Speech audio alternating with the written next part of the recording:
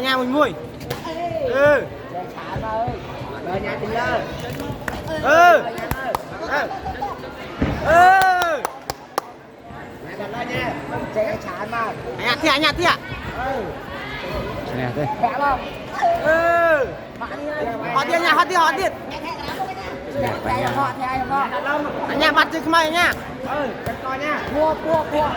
Là chơi vai cái đó. Nhà họ tiền. Mà như. Mà nhạc nó mà. Làm ơi. Làm chân con mà. Ừ. Ừ. Nhà tóc cô. Nha. Khổm á.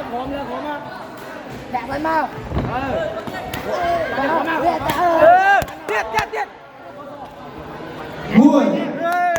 Pì, Bảy, Buồn, Pram, Pramui, Prampi, Prambai, Quay, Đi ba nha. Nhà thịa cái một cái nhà. Bùa nhà bùa. Con Đỏ, Đại mình bỏ bay. Nhà đại lực của nhau đi ơi. Đại kia bay. Bay đại con nó nha. Đây thì cái phố voi bay. Nhà thịa. Bay đại con nó.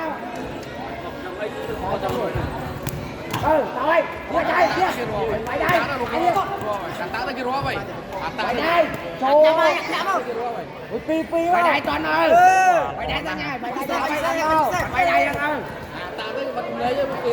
Anh bay đại mau. Cái nhà cho đi bay. Con khoai mau. Nhà mình mua là sụp thế. Khoai uống mà. Về mặt khang. Miếng mà. Cho bay. Đánh nó. Rồi chơi váy với mình. Tao ơi. Chân đất đi mùi, Tóc nhâm một cuộc phiêu, nói một cuộc phiêu, xong rồi đánh nông đất đi.